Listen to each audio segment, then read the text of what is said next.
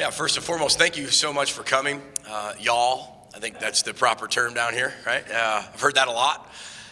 We are so thrilled to be down here representing the Mid-American Conference, Western Michigan University, and all the Group of Five at the Goodyear Cotton Bowl. I just want to thank the playoff committee, thank the Cotton Bowl committee for the selection of us here in this historic game.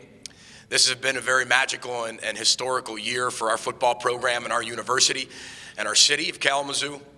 And we're just very proud to be representing everybody. It was a very smooth trip, very smooth. There wasn't any hiccups or flaws. Nick Uhlenhop, our director of football operations, does a tremendous job. And anytime you get a chance to go to the Cotton Bowl, I think it brings everybody's excitement up even a little bit more, even just a normal bowl game. But the hospitality here at the Gaylord's been tremendous and very memorable already. I think I stopped Finn yesterday and I said, hey, we've only been here 3 to 4 hours, but I've never had an experience like this in my entire life. And I've been to a national championship at Ohio State, multiple different bowl games, and coached in the National Football League. And just the hospitality from everybody here at the hotel, the state of Texas, and obviously the people in Arlington and Dallas. We're just so thrilled to be here. The guys went to the Dallas Cowboys-Lions game yesterday, and I think if you look at some of their Facebook lives and a lot of their tweets, and you look at a lot of their videos, the faces are a lot of this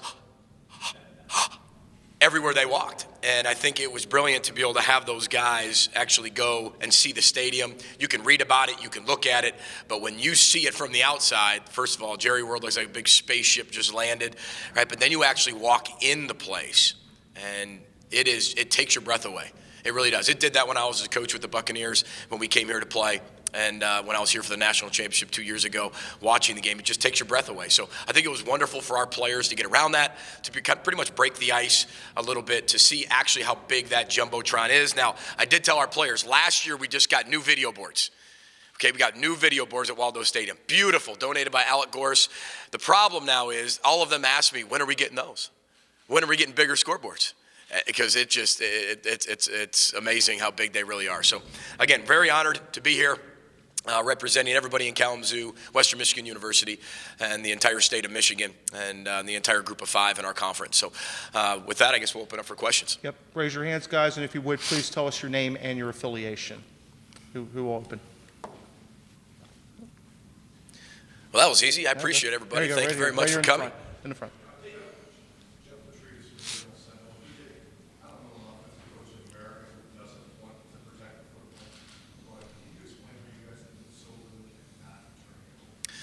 Yeah, first and foremost, people always ask us about this type of run and this type of magical season. There is really nothing magical, right? It's just being able to buy into the actual program values. We have a saying in our program, the ball is the program. Now, the ball was the program the same 3 years ago. It was the same slogan, okay? But we turned the ball over. We were minus 16 in the turnover margin. We were 1-11. But we constantly showed our players the value of the football, whether it was a National Football League statistic and tied to winning or college football directly correlated to winning. The number one statistic in this game is the ball, right? And so I think what has happened, we have failed enough, so much that we're now succeeding. And our players define failing as growth. Failure is quit. Failing is growth. We embrace failing, right? And they embrace their past to create their future. And so this year, we didn't turn the ball over for the first 6 games. And when you start to look at that, there's a direct correlation why we were 6-0. We were number 1 in the country in turnover margin. And when you start piecing that together and showing them 1-11 year to this year, back and forth, and you constantly keep that at the forefront of the program, they're mature enough now to understand that. You know, we define maturity in our program as when doing what you have to do becomes doing what you want to do. You have to take care of the football to win in this game. Have to. If you don't, you're going to lose a lot of games. And you have to get turnovers on the other side, right? And we didn't understand that year one. But now we're a lot more mature with what you have to do is take care of the ball and get turnovers. And now they actually want to do it. And they feed off that. They thrive off that. They're like great white sharks with blood in the water when we talk about the football. And that is the number one statistic. So if you want to turn the program around and you want to get to this level, just take care of the football. It's that simple. Now, that simple is very difficult to do because it goes back to Zach Terrell's completion percentage of 70-some%. Kirk Schrock, our offensive coordinator, training Zach to be such a decisive decision maker, right? Corey Davis staying 30 to 40 minutes after every practice, working on his game, working on his ball drills, coming back for his senior season because he wants to get his degree. He wants to be able to be in a position like this. This was not only my vision, but his vision. That's why he came back for his senior season. So again, it all comes back to the football, but the ball is the program, is all over our facility, and they're finding out now the value of that. Yeah, I think my wife said it best. When I first got here, you're doing a bunch of things, you're running around. She got all the bags. The hotel got all the bags. I wouldn't leave her with all the bags, okay? That'll show up in the paper, But the hotel got all the bags. She went up to the room, and the first text I get from her, and this is a credit to the Cotton Bowl, is, "You will not believe the detail."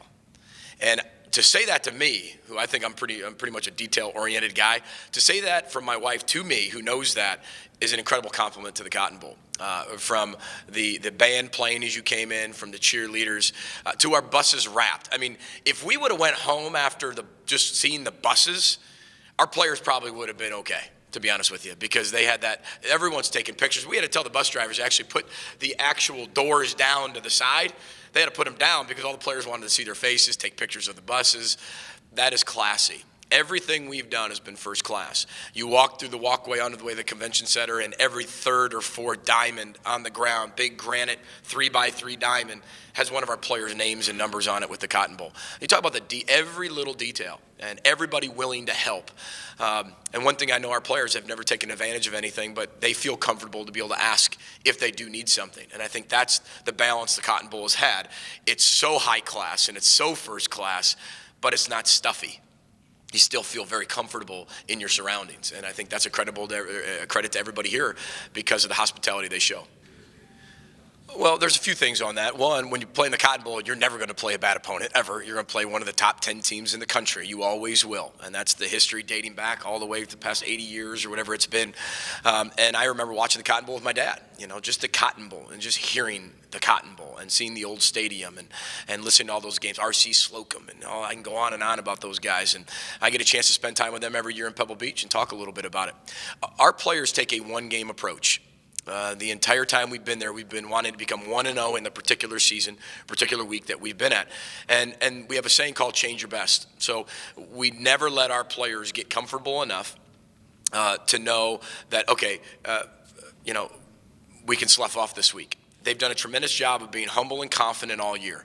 Humble enough to know that anybody can beat them any moment if they're not at their absolute best. And to be at your best for 13 straight weeks is almost impossible. That's why there's only 2 teams that have done it. And one of them really should be an NFL football team by now. All right, they're that good, okay? So, but when you look at it, they did that really the hard way. So that was the humble part. Then you got to be confident enough at the same time, not cocky, but confident enough to know that you can beat anybody that's on your schedule if you play your best.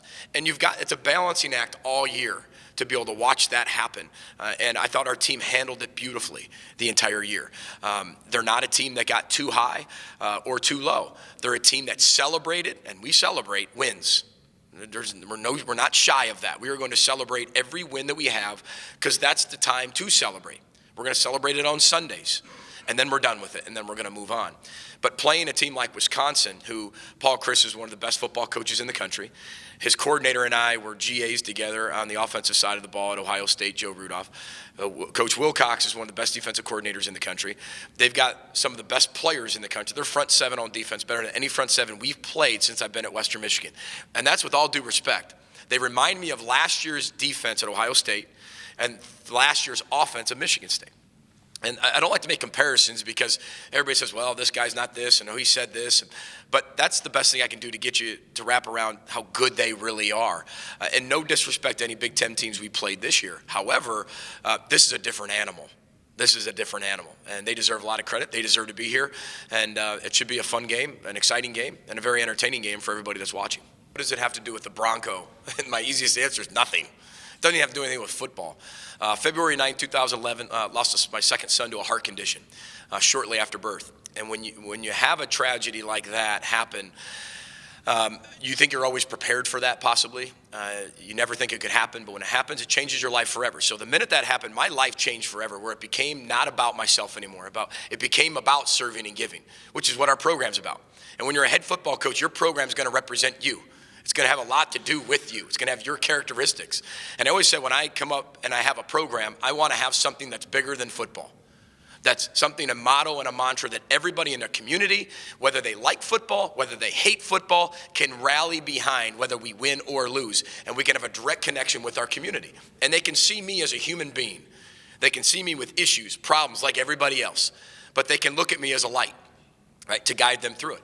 So that's where it came about. It didn't come up that day. Months after that, coming up with something that I'd like to be able to do to represent his life, because I live two lives now, my life and he's on my back. And I live Colt's life for the rest of my life.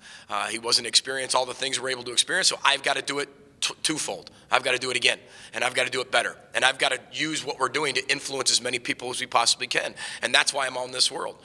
So here's what it really means. There's three parts. The ore is the energy you bring to your life, your family, your career. It's the energy. Energy is love. Love is everything. The second part is the boat. The boat is the sacrifice. What are you willing to give up for something that you never had? Right? The more you give, the more you serve, the more you give up of yourself, the bigger your boat gets and the more people you can put in it, and the stronger it gets, so the more storms you can go through, right? And the third part's the compass. And the compass is the direction of your life. Very important for 18 to 22-year-olds, right? It's very simple. If you surround yourself with really bad people, you're probably going to do really bad things. If you surround yourself with really elite people, you're probably going to do really elite things. It's not that hard. When you row a boat, so I'm going to teach everybody how to do this, okay? You row the boat. We don't paddle. If you look at me and do this, I'm not going to look back at you. It's completely, you're like telling us like we don't, like we're opposite of row the boat, okay? But this is row the boat. Your back is to the future. You can't control it. Tell our players all the time, you have no idea what happens to you when you walk out that door. The only thing you can control, though, is rowing in the present. Your oar staying in the water. No matter how bad the seas are, how bad the storm is, no matter how much sunshine there is or how calm it is, your oar stays in the water. You choose whether you take the oar out and quit or you continue to fail at times and just keep rowing. You determine that. But you're looking at the past. The past is something you cannot take back. You can't control it anymore. It's done. But it's the only thing when you row the boat that you can learn from. Embracing it is key. Not building a wall up. You know, after we lost our son, I didn't build a wall up and said, I'm never going back there again. I'm not talking about it. I'm not doing it.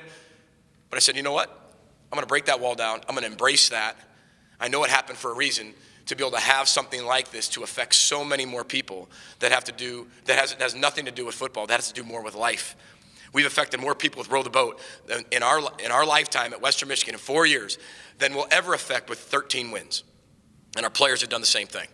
We have pink ones for breast cancer, red ones for American Heart Association oars. We have puzzle piece ones for autism, purple ones for pancreatic cancer. We have big ones. We have little ones. We have all types of things. And yellow ones for troops that come home in our town. And again, it's our way to connect to our community, done through a way of tragedy becoming a positive light for people. So you asked, so there you go. There's Row the Boat. Last question for Coach. Yep, in the back. Go ahead, Ray. Andy, that was from WWMT. Talk a little bit about the whole practice. I know early on when we talked to you 6-7 practices in, you were pretty happy. So the guys didn't get pumped up at all. No off days. Come to work ready to go every day. Talk a little bit about your preparations for this. Well, I think it goes back to what I said earlier. This is a very mature group, right? A very mature group. So these guys understand what they have to do. They understand why they're here. Our team's not shocked to being here, guys. They're not shocked. And it's not too big for them. January 7th, we showed them that logo in a team meeting. Now, I'm a process-driven guy. I never talk about results. Result is just data and information that you get. You gather, and then what you do with that is a difference maker, the response. And we showed them that on the wall. Well, then they had to have a players-only meeting to say, is that what you really want? You want to talk a big game? That's what you really think the next step of this program is, the next right step? If you really want that, then you guys decide to make that a goal. I'm not making that goal for you. You have to decide. And they came back as a team, said, Zach Terrell, Corey Davis came back and said, that's what we want to accomplish this year. We can get there. We can get there. I said, okay, if you want it, you're going to get it. And I promise you, if you ask him, it was the hardest offseason they ever had, on the field and off the field. However, hard doesn't mean bad. Hard means challenging. And if you look at our GPA, 3.14 GPA for a football team, that's not named Harvard or Yale or Stanford, a top 15 program in terms of academics plus on-field success through Time Magazine. And Last year we set a record in our GPA at 2.93. And this year it's 3.14, plus going to the Cotton Bowl, plus the community service, plus the numerous amount of awards that have nothing to do with football. And when you talk about a team ready for this, they're ready for it. They've been dreaming of this. This is something they've wanted. This is something the players, have decided to do. This wasn't PJ Fleck, Coach Fleck saying, yep, this is what we're going to do. Everybody got it? Okay, get on the line. That's not what this was. This was what they wanted to accomplish because they understood the process of what it takes to get here. So when they come to practice, there's too much on the line to do anything else but come ready to work and come ready to make our program better. And that's what they've done every single day since January, not even just now, but it's only grown higher and gotten better.